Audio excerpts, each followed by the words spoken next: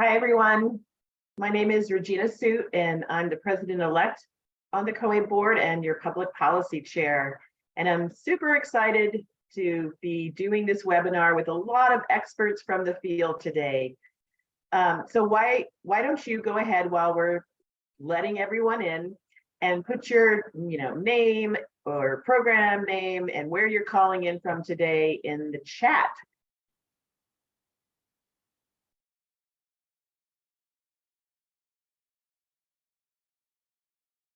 Awesome. Thanks. So again, welcome to Advocacy April. We've at COABE have been doing this for several years now. It coincides right with the end of the conference. And hopefully today, what you're going to take away from all of these experts is, a lot of great ideas that you can implement right away.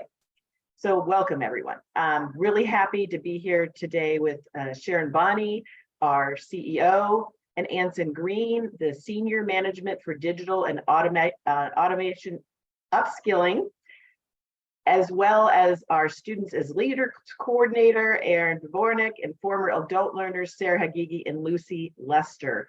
I'm going to give them a few minutes to introduce themselves and tell a little bit about their current work and roles, but you're going to hear more from all of them later, too. So if we want to start with Anson, and then Erin, Sara, and Lucy. Good afternoon or good morning to everyone. Really happy to be out here supporting COABE once again, and so excited about the conference coming up next week. So congratulations to all the heavy work that's going on behind the scenes to make that great event happen.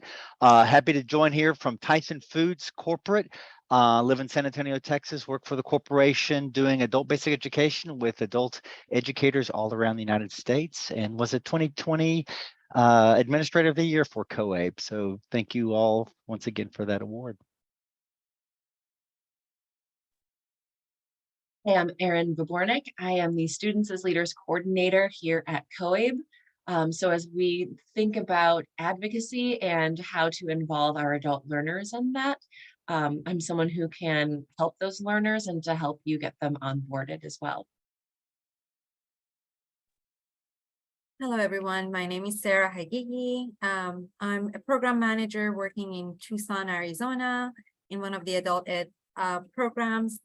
I'm also honored to be one of the award-winning state advocates for this year, and I'm also a former SAFE alumni.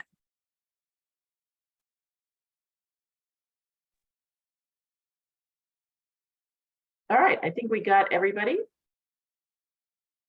We need to hear from Lucy Lester. Oh, Lucy. Can't forget about Lucy. Hello, everyone. I'm Lucy Lester. I am a past learner, and now I work for adult education in Spokes. I'm a former winner of the scholarship award. I have come a long ways from learner to leader, so I'm very excited to be here today. I'm the first in my family to ever graduate from college, and this is going back a long line from grandparents to great-grandparents to great-great-grandparents. So blessed to be here, and thank you all for this opportunity. All right, thanks. Thanks so much, all of our great panelists. So COABE is really proud to serve the adult education field, the system of over 80,000 educators, leaders, and millions of learners nationwide in large, small, urban, rural, all sorts of programs in our community. And we are really grateful that we're able to do this advocacy work with the help of our wonderful sponsor, Essential Ed. And I'm going to introduce Dan Griffith and let him talk a little bit about, why he supports advocacy and what Essential Ed does to help the field. Thanks, Regina. I appreciate that. We love working with COABE. Probably most of all, because we feel like every single dollar we spend is used judiciously and used to help people in their communities all over the country, and really a lot of people all over the world, to be honest with you, who connect to this organization to help adults reach their goals. I'm going to put in the chat box a link to our resources page, and I just when you're thinking about advocating for adult education, we do a lot of work in developing free resources to help the field. This year, our focus is on retention, and we are creating some incredible tools that will be launched next year for you to help address and tackle the problem of retention in adult education. Last year, our focus was on differentiation, because really getting to the heart of why each student is there and how to tailor learning to them is a critical part of retention and just good education. And so we have a 3D differentiation guide that we created. The year before that, we looked at distance education and how can we help you implement distance education more effectively. And we created a whole guide called Implementing Distance Education. And the year before that, we looked at measurable skill gains and how we can help you most efficiently move students through measurable skill gains. So if you're going in to advocate for adult education, each of those booklets includes sections that give background information, words, tools, ideas that you could use to help establish why adult education is so important, the unique challenges that adults face as they're seeking education and growth, and ways in which it's being addressed in the field today, innovatively, to make sure that people can meet their goals and really exceed them as quickly as possible. And so I encourage you to click that link, take a look at those resources, and then borrow from them, grab from them, use whatever you need to advocate effectively for the funding and the support that you need in your state. So thank you all very much for your incredible work. We're honored to be able to stand at your side and partner with you. And if Essential Education can ever be of support in any way in your advocacy efforts, don't hesitate to reach out to us. Thank you, Regina.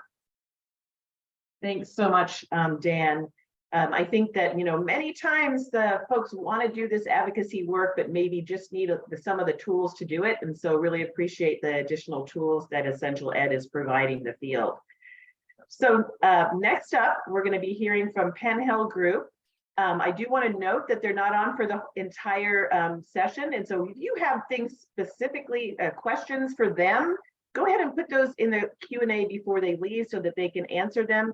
We're also monitoring the chat just so that if you have any questions, go ahead and put those in the Q&A. We'll either get to them right away when Danica and Nathan are on, or we'll get to them in the end or via email. So it's my great pleasure to introduce our great colleagues from Penn Hill Group, Danica and Nathan. Hi, very nice to be here with you all today. I'm Danica. Nathan will speak in a few minutes. We are great partners with COABE and helping with the federal policy advocacy and policy development work, and I have worked with some of you and I'm very glad to be here today. We're just going to spend a few minutes bringing you up to speed on what's going on and kind of where the focus of advocacy for COABE is this April.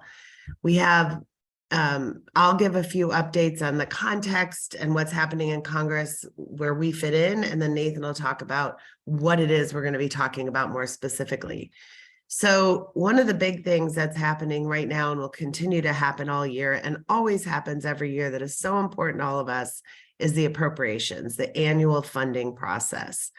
So we have had a lot of work going on leading up to now, and we have the House appropriations has begun. They've asked for letters, dear colleagues, to be submitted this week. And the COABE leadership has successfully worked with some representatives, one Grijalva from Arizona and another representative Goldman from New York, to lead a member sign-on letter. And that letter resulted in more signers than we had last year. And we're asking for $810 million for adult education programs in the next funding bill, which is fiscal year 2024. And then we also have Senator Reed from Rhode Island is going to lead the Senate letter. The Senate is focused on FY24 letters, but they have a longer timeline under which those letters can be submitted, which is through April 13th. So what's really great about working now in April is that the appropriations process is just getting kicked off and started. And all of your advocacy work is not only timely, but it's very critical that your voices are heard to not only help support these letters that are going out there, but to have appropriators address our funding needs. Another priority for COABE is the Workforce and Innovation Opportunity Act, which is where our state adult ed program sits in Title II of that law. And that law, we think, is going to start to see some action in the House. Chair Fox, who heads up the Education and Workforce Committee in the House, has just shepherded a K-12 bill called the Parents' Bill of Rights through the House floor. It was a partisan bill, but it sort of moved. It was a priority for the leadership, and it has passed the floor. It will die there. The Senate will not take it up, but she is now has said she wants to turn to the WIOA reauthorization of the Workforce and Innovation Opportunity Act. So we have been working with Senators Reid and Young in the Senate, Rhode Island and Indiana again, and on a proposal called Adult Ed Works. And that's just great because we've spent the last year developing the policies, listening to the field about what's needed, and now we're ready to share our priorities with the Congress. And then another priority that we've had is Senator Reid and Young have worked with us on another piece of legislation to ensure adult education is front and center in education research. And there's a law called the Education Sciences and Research Act. And our bill, which says, please put adult education into that, is called the Strengthening Research and Adult Education Act. And so we think that Senator Sanders, who's the chair of the HELP Committee, the Health, Education, Labor, and Pensions Committee in the Senate that oversees education and workforce issues, is while he's prioritizing teacher pay and child well-being and mental health overall, his staff are also very interested in education research. So we want to make sure that our voices are heard in that space too. And it's just a fantastic way to be because COABE has really spent time building these policy agendas. And lo and behold, the House and Senate want to take up some of these issues. So we're primed to be advocating at the right time on funding and policy.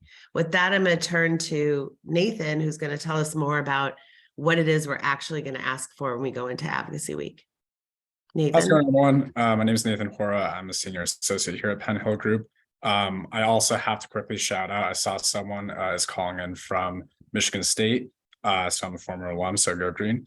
But with that out of the way, I'll kind of attack both the funding and policy asks that COABE has this year. So as Danica mentioned, COABE is requesting $810 million for the Adult Education State Grants Program in fiscal year 2024. Last fiscal year, because of all of your advocacy, this program received a $25 million increase, which was huge. And, we really appreciate all that work. And it's always great to see like the results of your efforts. And so as many of you, I'm sure know, with this increased funding, programs will really be able to invest in acquired devices and broadband, which through COABE surveys, we've really been hearing that this is one of the largest barriers for being able to serve more learners in both hybrid and remote learning environments. On the WIOA front, the Workforce Innovation Opportunity Act, as Danica mentioned, COABE's been working closely with you all, soliciting input, gathering information, and really tinkering with their policy proposals to make sure that this WIOA reauthorization, when it does happen, has all of the specific points that adult education wants. And so included in COABE's WIOA recommendations that are all included in the Adult Education Works Act to be introduced by Senators Reid and Young, among these things is an innovative pilot accountability system that would really provide a testing grounds for an eventual alternative to the NRS. Additionally, this bill would require that adult education is represented on state and local workforce boards. So adult education has a seat at the table when these important discussions are ongoing. And finally, this bill would also support the professionalization of adult educators. So as I mentioned, these are all included in the bill to be introduced by Senators Jack Reed and Todd Young. The other piece, Ezra Education Sciences and Reform Act. As all of you, I'm sure know, like high quality research is really needed for decision makers to consider when they're making policy and funding decisions. And so right now there are two federal education research entities that the Institute of Education Sciences and the National Center for Education Research that have some projects related to adult education and literacy, but there isn't a dedicated research center to adult education. And so part of COABE's ESRA recommendations are to require those two centers to collect data and carry out research on successful adult education literacy activities that result in increased literacy and numeracy attainment, and to also research the characteristics of successful programs. Additionally, this bill would require that at least one research center focus on adult education literacy. So Senators Reed and Young have introduced this bill in the last Congress, and they will be introducing this bill again in this Congress. So those are the three general asks that COAB is, really advocating for in Advocacy April. And so we really look forward to seeing the results of your work, be shown again this year. And I'm sure we also have some questions in the chat, so we can take a quick look at those. The first question, Nathan, is around, are we going to have sort of leave behinds, the summaries of these to take with us on advocacy work? Yeah, so COAB does have one pagers on these two bills, and so we'll certainly make sure to share that so you all have that accessible. And I see that Regina also answered that Corey's question earlier. So if there aren't any others, we'll turn it back to Regina, but thanks again for the opportunity to present. Thank you, guys. And if folks have questions throughout the presentation, if we don't know the answers to them, we will find out the answers for you. So go ahead and still continue to post those questions in the Q&A if you'd like. And I'm actually going to turn it over to our CEO, Sharon Bonney. Thanks so much, Regina. Thank you, Nathan and Danica, for that excellent update. And I also just want to give a shout out to Dan Griffith from Essential Education. They are a corporate sponsor, and they have been just wonderful to work with all these years on so many different initiatives, one of which is advocacy. So as we know, there's an incredible need. The majority of programs not only did not use the stimulus funding, they didn't receive them because they weren't asking for them. And yet we know that so many programs are on a tight and limited budget with limited options. We know that we've heard from the field that many adult learners do not have access to Wi-Fi or a laptop, and many programs and administrators need technical support. So we at COAB are constantly thinking about these issues and trying to think of ways to help, which is why we really encourage you to engage in Advocacy April. So with that, I'm going to turn this over to Anson Green, who has been a fantastic partner to COAB. He did not mention that he runs the Ever Successful Behind Every Employer podcast, where he brings on really exciting speakers, and they talk about digital equity, workforce equity, and so many other really trending topics. So with that, I'll turn this over to Anson. Thanks, Anson. Yeah, thank you. And thanks to everybody. A good discussion so far.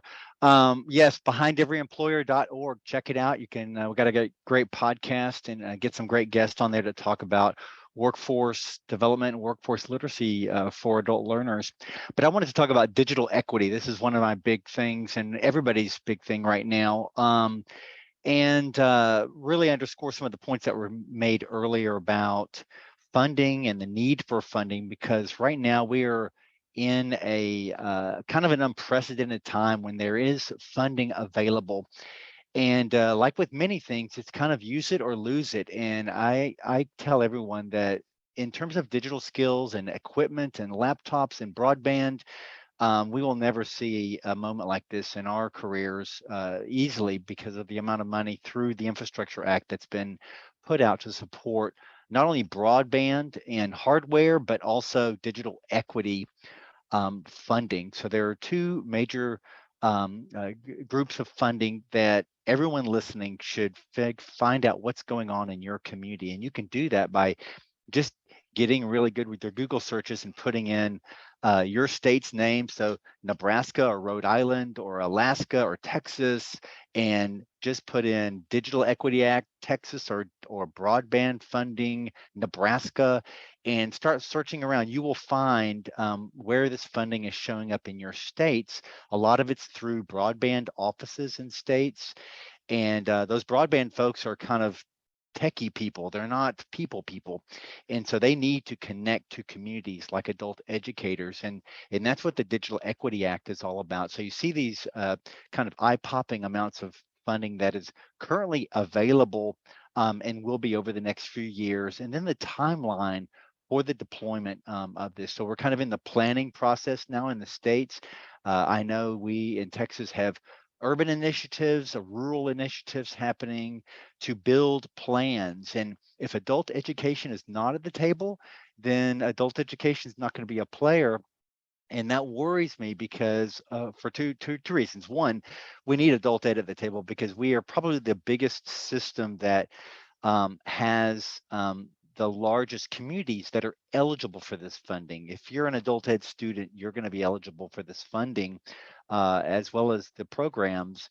And so we need to kind of use our leverage and our access to make sure this money gets spent.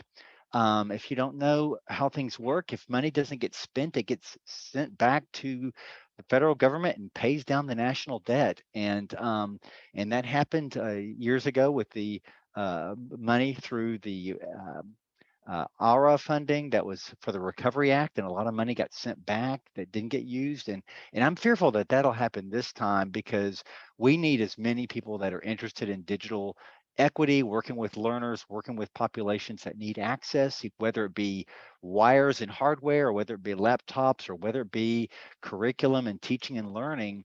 All those things through these different sources of funding are available. So find out what's going on, get involved. We're right in the middle of this work and it's going to go on for the next year or two, but you need to get a seat at the table, do some searches, ask around because this is a national effort that everyone can get a part of. So thank you for your time here, and I'll look in the chat and see if there's any information there to respond to. I'll put some questions in myself. Thanks so much, Anson. And definitely, please, everyone, put those questions in the Q&A if you have them for Anson. So look, we have this money that's going to be available to us. And just think as a program what you can do. If you have the money already for the digital part of your work, you'll be able to use that increase we get at the federal level, hopefully, to pay your teachers more, get more full-time teachers, have more classes, get more professional development. So getting this additional funding to take care of that digital part of your work just gives you more money to do other exciting, wonderful things. So thanks, Anson. And next slide. So if you don't take anything from today, I want you to definitely know and believe that you guys are the experts. Decision makers, legislators, policymakers, they really want to hear from you. Who does your program serve? What kind of partners do you have? WEO is all about partners. And so if you're partnering, with your other Title, 1, 3, or 4 providers or other partners in the community, they want to know that. They want to know if you're coordinating with your local business community or your workforce development boards. They also want to know, what your largest barriers are. And they want to know what your long and short-term goals might be. So, as I mentioned, legislators, community leaders, local businesses, all of your decision makers in your community, in your world, in your adult ed world, they want to hear from you. We've heard some great opportunities and what's going on at the federal level from Penn Hill Group and from Anson now around Digital Equity Act. And so what we want you to believe again is that you're the voice of adult education. Teachers, administrators, associations, students, you're the experts, and the decision makers really do want to hear from you. So it's Advocacy April. What are some of the things that we're going to be asking you to do? Well, we've collected a whole lot of ideas, but you're going to hear some that aren't even on this calendar of ideas. And these are things that, are, small, medium, and maybe a little bit larger, a little extra work. We want you to pick and choose which ones of these things you think you would like to try. And if you want to put that in the chat, I'll just give it a minute. Which one of these things on the calendar might you try? Inviting a VIP, or writing something for your press, maybe having a civic lesson in your classroom. There's just so many ideas to that we've heard from all of you over the years for Advocacy April. So let me just look at the chat real quick to see if anyone has put anything like, what are you going to try in April? Any of these ideas or something else?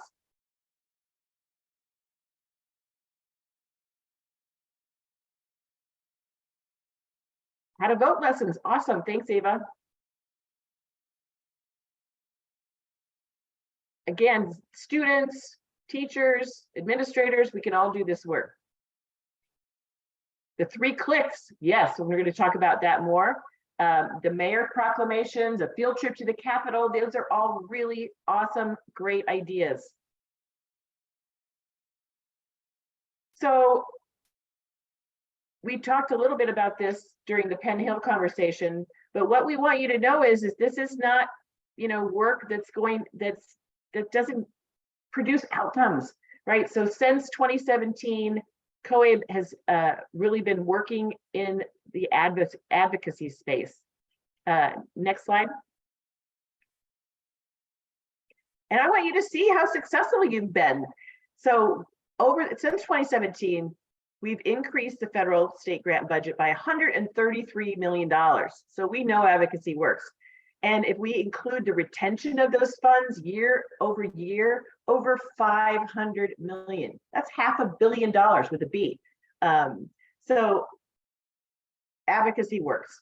And it's not just at the federal level. We know that with our state and local advocacy work with our fellows, that governors and mayors have secured an additional $150 million in local and state funding for adult education.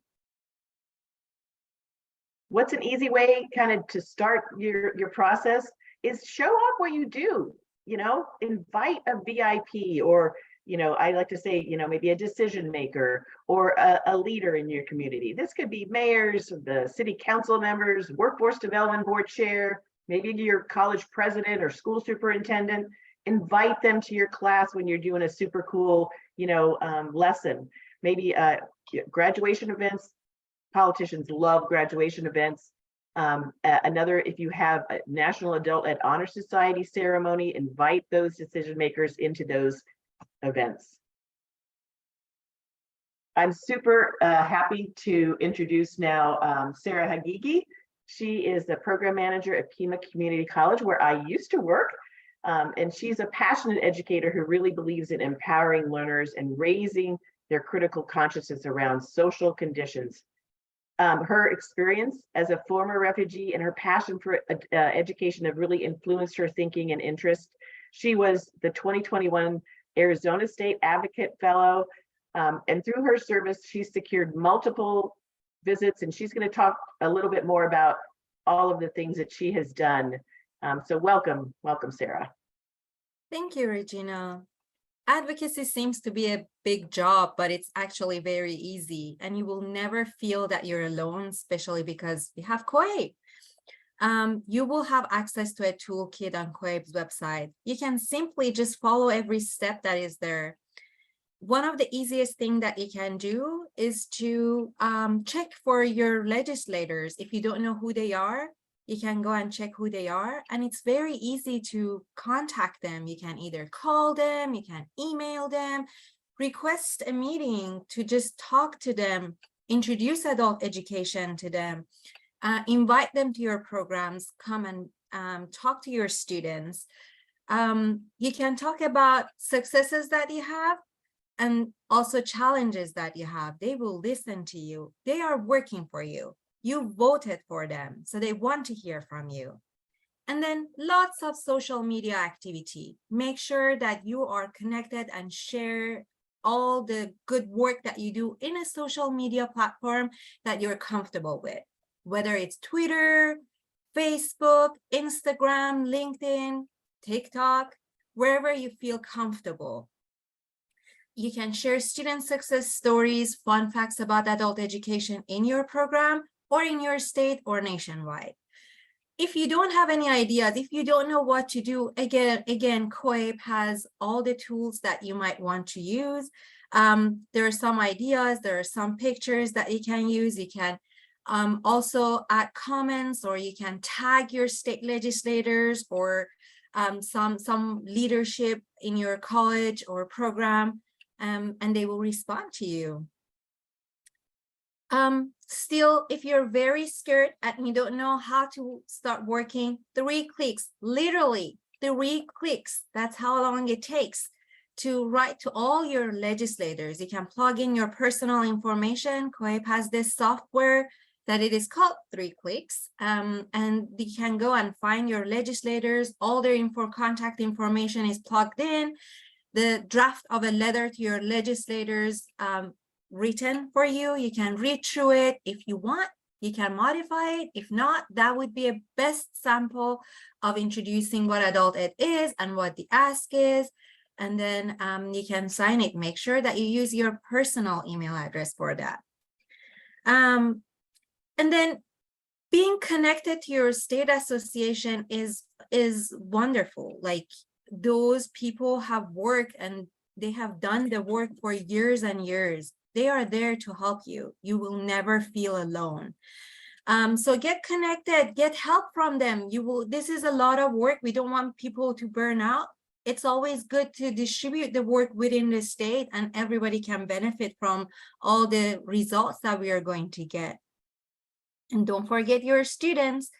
You don't want to underestimate the voice that they have. I was a former adult ed student. We have a lot of safe fellows that are former adult ed students. And to be honest, in every single visit that I've gone to, state legislators are more interested in hearing from students. Our program is for our students. They work for our students. So bring them in. Let them be part of the conversation.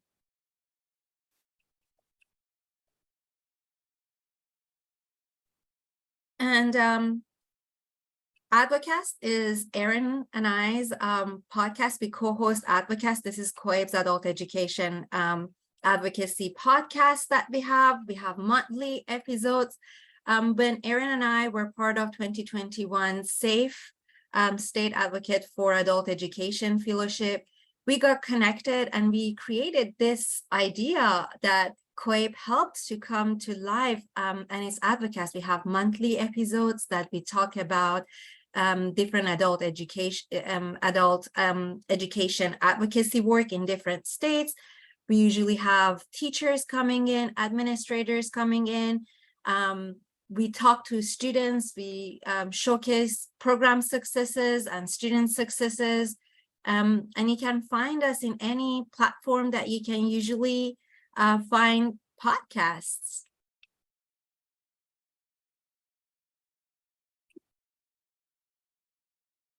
And what works in your states? It's something that you can get connected to your state association to know if you don't know what's happening in your state.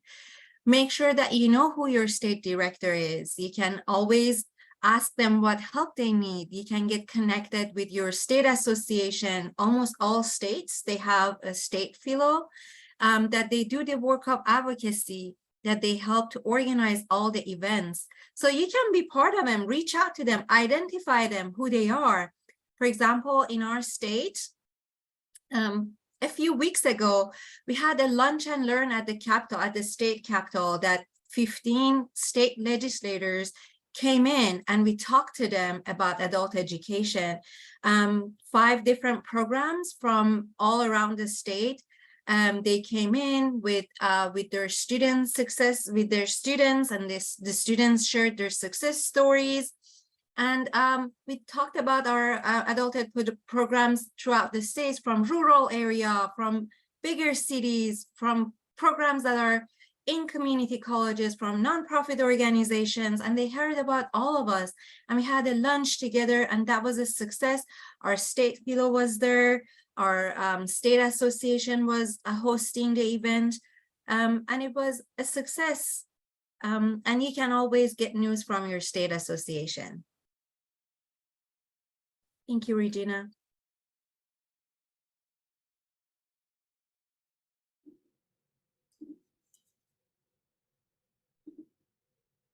Great. So thank you so much, Sarah. And I also should mention that previous slide here, when we're talking about that state triumvirate for success, it's so important, as Sarah was saying, to know who your state director is, to tag in with your state association and your state fellow.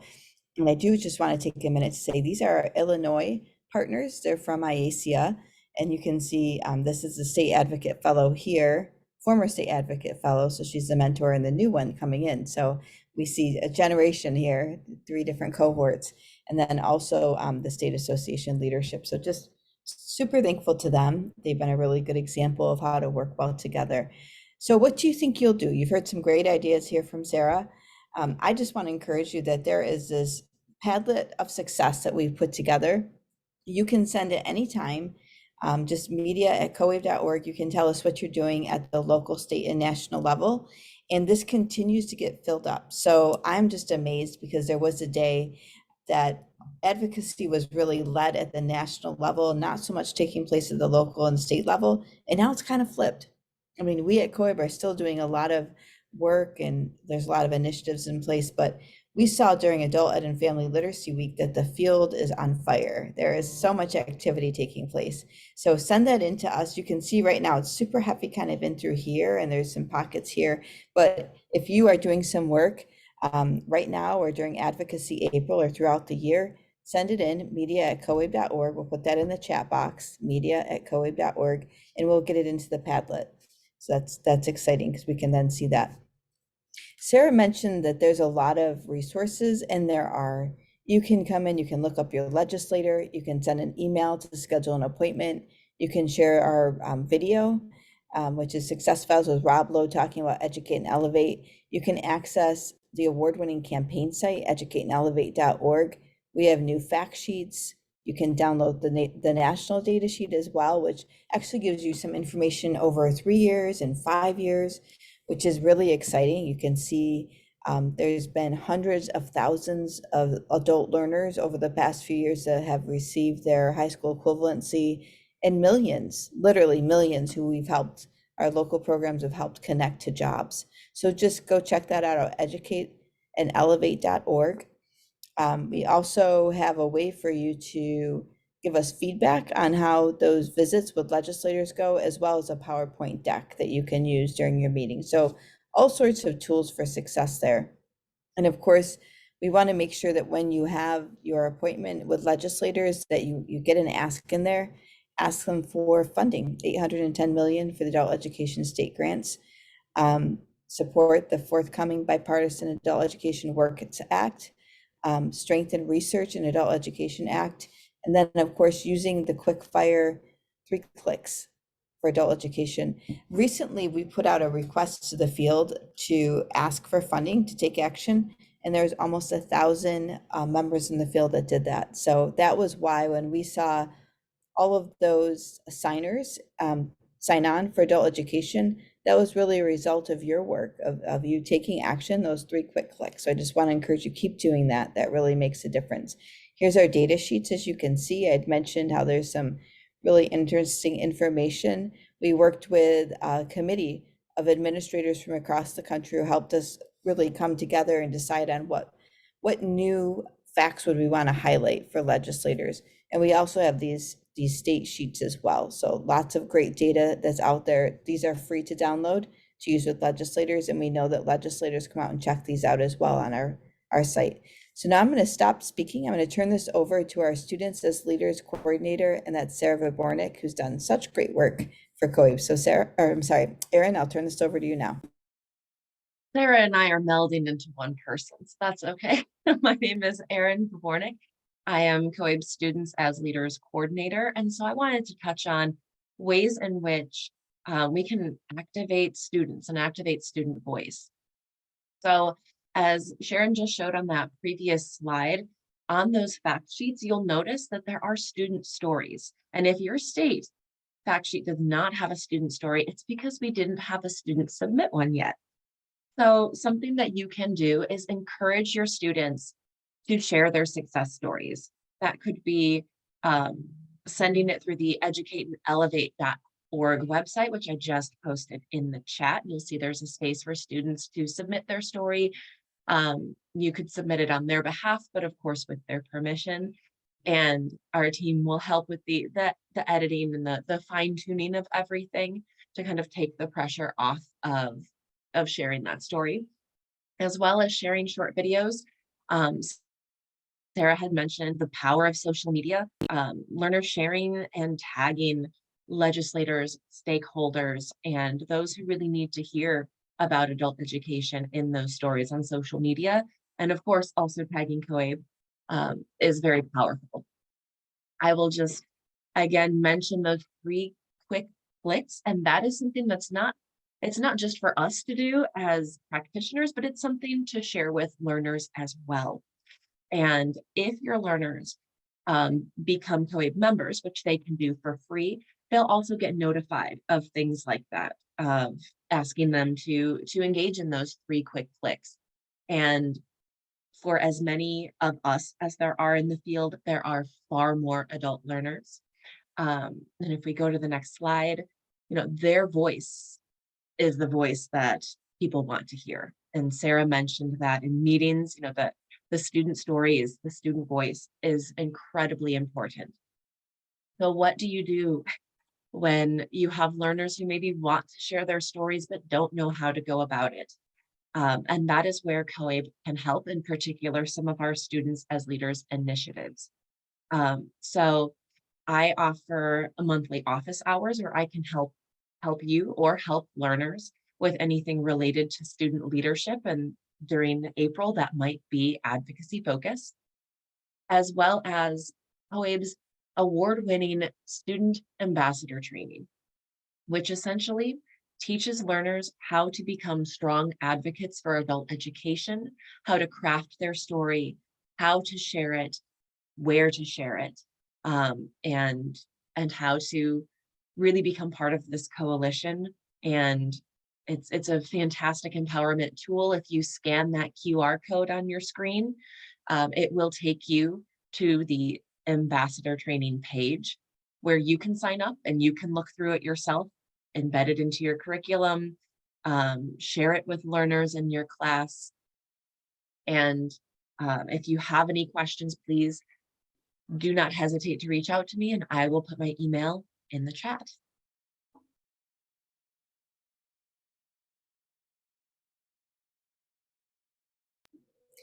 We want to welcome Lucy Lester to say a few words about the great work that she's done. Lucy? Hello, everyone.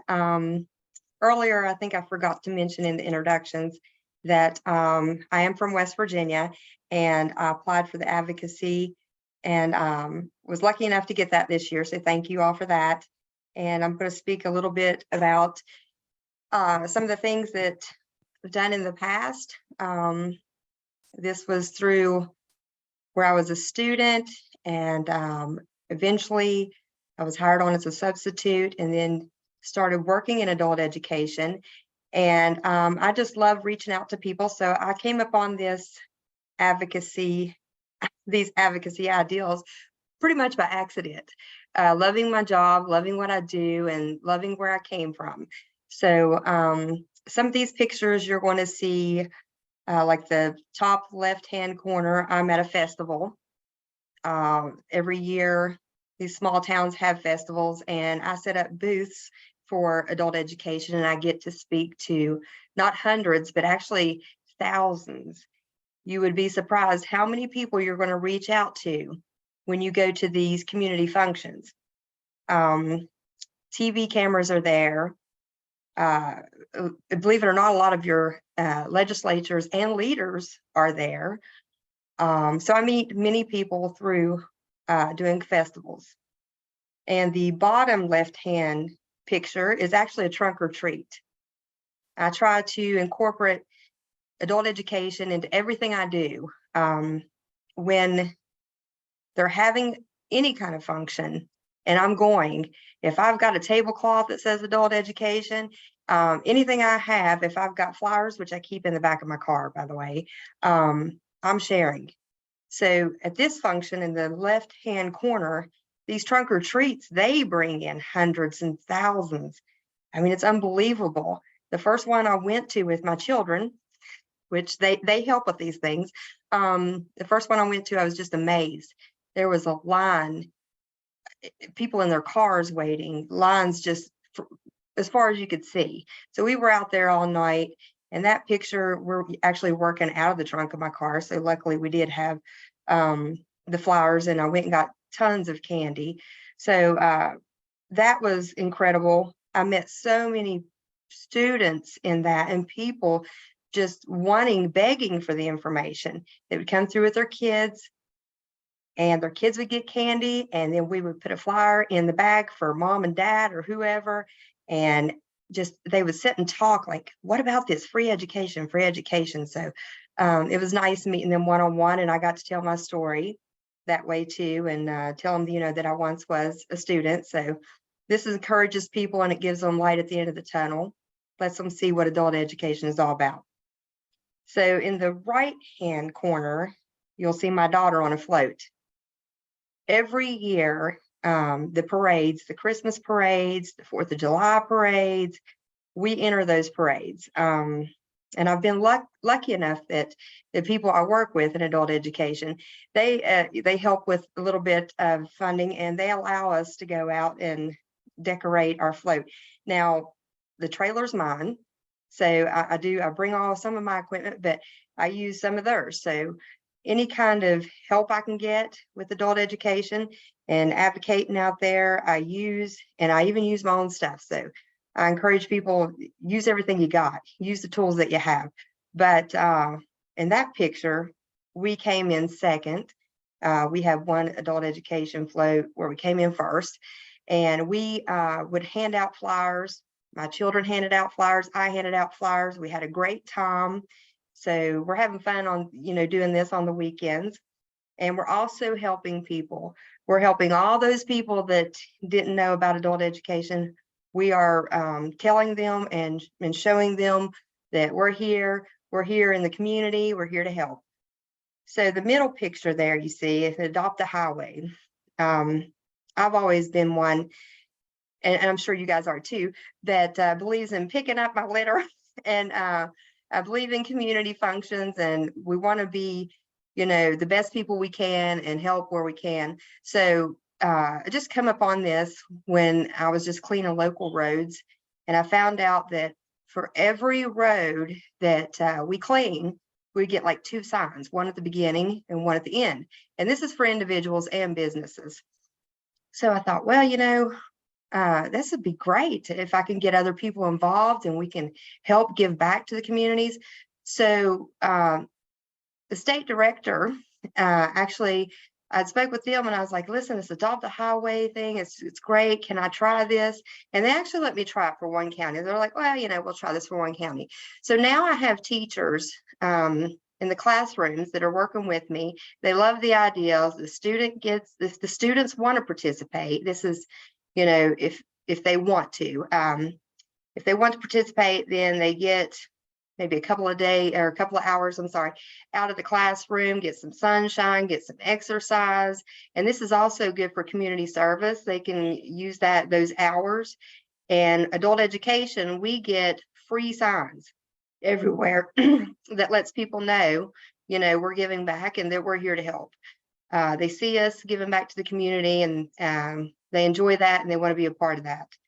Now, I know I'm speaking a lot on this. I'm very passionate about it. Some of the things that this has all led me to, just these community services, it's led me to leaders and legislators and delegates. I see these people in some of the same functions that I go to. I'm seeing them there.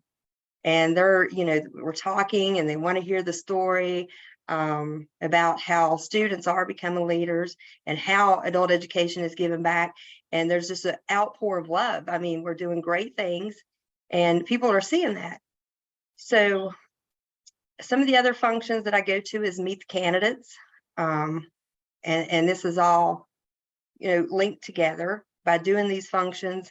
I've met these people, I'm getting invited, and now they're calling and like, hey, Lucy, where you at? They know my name because they know I'm out there and I'm enjoying this. The Women's Expo, we just did that this weekend. My children and I, we walked around, we handed out flyers for adult education, spoke to a lot of folks. It's just amazing the power. There is power in numbers. And when you go to these things, they're being covered by the news stations. They're being covered by thousands of onlookers. We are giving back. So it's a win-win. The numbers, the legislators, and the delegates, everyone down to your local sheriff, the mayor's office, they're all following these numbers. They're all involved in these community services. So when we're involved, they see that. It's all a part of being a team. And we're all trying to help each other, help the students, and we're working together like a fine oiled machine. And then the legislators know you. So I know I spoke a lot on it, Sharon. Oh, I'm it's just excited about it. perfect. Yeah, that's why we asked you to speak. Isn't she awesome? Thank you, Lucy. Really, Thank you. really loved hearing your story, all the great work that you're doing. And it's I had never thought of this before, Adopt a Highway. So really great idea there. And also that it's just a great place to meet legislators at these different city fairs and things like that. So thank you for that. Thank you for sharing that with us. Thank you. Yes. So just really quickly, with policymakers and VIPs, even if you didn't vote for them, you deserve their time. When you're trying to speak with them, always make sure you're respectful, helpful, knowledgeable. We're nonpartisan, bipartisan, right? We want both sides of the eagle to fly. So we want to work with both sides. And really, we're working at starting a long-term relationship. That's what this is about. We're hoping to work with them for many, many years. You can make an impact with minimal effort. Anyone can participate. You can even set up Zoom meetings. I have come to find that with legislators, there's so many ways, just like Lucy was saying, and Sara and Erin were saying, there are so many ways that you can reach out to them. And certainly Zoom meetings are one way to do that as well. So when you have your meetings, be prepared. We really want to encourage you find a quiet place for the call if you're doing this by virtually. Test out your technology. Know that their time is limited, usually 30 minutes. Remember, staff are the lifeline to members of Congress, so it's not a bad thing if you talk to the staff versus the congressional leader. If you can, if your meeting involves multiple COE members, connect beforehand so that you know who's going to talk about what. And then don't forget to make the ask. Make sure you get that in there. General tips. We just encourage you to always introduce yourself, introduce everybody on the call. Thank them for their ongoing support of adult education. Make your ask at the front end of the call, and at the end, leave time for the staffer to ask their questions. Ask if you can provide follow-up information, and COEB has a wealth of information that we can share with you. And any adult learner participating in the call should also be prepared ahead of time. Invite your legislator to an event, like Regina had said, invite them to come with you. So here's some tips for your visit. You are the expert. Localize your story and personalize your story, just like we just heard from Lucy. She did that very well. Okay, great. So what is the most helpful to you in your outreach to legislators? I'm going to turn this over to Regina Suitt to close us out. Thanks, Sharon. So we did a public policy survey, put that out to the field a little while ago, and we had a great response. You told us what it is that you wanted COEB to continue doing. And so you confirmed, keep meeting with legislators at the federal level.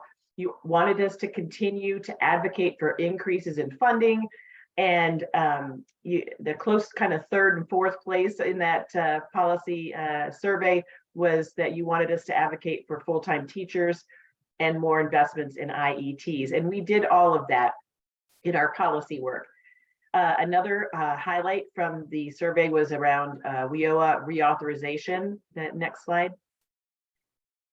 And the survey participants really wanted us to advocate to take PD costs out of that 5% admin cap. And the administrators on the call will understand what that means, but it gives more money for PD, something that we especially needed as we're going into the, we were kind of emergency working on digital classes, and we want to be able to do the best we can for our students in that area now. They also, you guys also wanted us to broaden the definition of digital literacy to include all of our students. And we've included both of those things as well in our recommendations to Senators Reid and Young for WIOA reauthorization. So the next steps, go ahead and put your questions in there, but if you do nothing, which we hope that you do lots of things because you have lots of great ideas after today's advocacy webinar, but if you do nothing, use the 3-click Ignite software. Make sure that you're using social media. You can go onto the COABE website and there's already tweets and social media ideas ready to go. So you don't even have to make them up yourself. At the very least, you can retweet or reshare things that you see on social media. And don't forget, graduation season is coming, right? Invite those policymakers, decision makers, legislators to your graduation events. If you have more than 100 people at your event, a politician is going to want to be there because that's their chance to get in front of voters, and they're going to always take that chance. And make sure too that you are sharing your adult learner success stories. They make a huge difference. I know Erin mentioned that as well, and Erin can help you, do that for your state. We have success stories for many states, but we're still missing Nebraska, Oklahoma, Massachusetts, Delaware, Maryland, Mississippi, Montana, Utah, and Nevada. So I think we're at a few minutes left where we can answer any questions that you might have, or if any of the panelists want to add any last comments, something you forgot to tell us.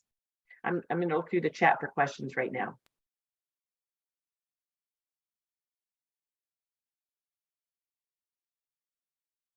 Regina. Yes. I'd like to add one good place to find all of your resources for these meetings and big crowds when you are advocating is your local Chamber of Commerce. I found a lot of things there. That's an awesome resource. Thank you so much for that, Lucy. And just so everyone know, our CEO, Sharon Bonney, sits on various Chamber of Commerce committees, is a part of that, along with the Governors Association. So we are trying to stay on top of things that are happening at the federal level, but you guys being aware of what's happening at your local level is really important. Sometimes you might feel like you can't advocate. You can on your own time, on your own device, but you can get other people to do it for you. Get that Rotary, the Kiwanis, your church, the Workforce Investment Board, your Chamber of Commerce. They can all do advocacy work as well. And so get that, like as Sara suggested, get a team together so that you're not working on this alone. Any other questions before we end out in a couple minutes?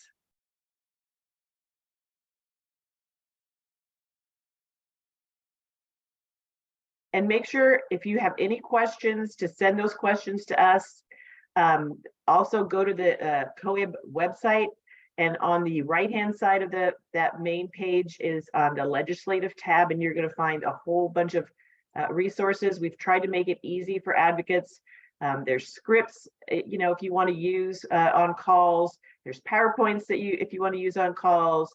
There's data sheets. There's all sorts of resources on the COABE website under the legislative tab, and then also, of course, under the Educate and Elevate website. Oh, thanks, Sharon, for putting that in the chat. And I'm just going to leave it open for just another second, just so that you can get all of these links. But just so that you know, you will get a recording of this webinar. as well as the slides very soon after we end this webinar.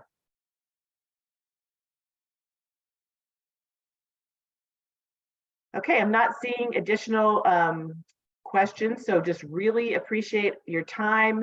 I'm so thankful for all of the panelists on the webinar today. So grateful for your expertise and your interest and your passion for advocacy for adult education.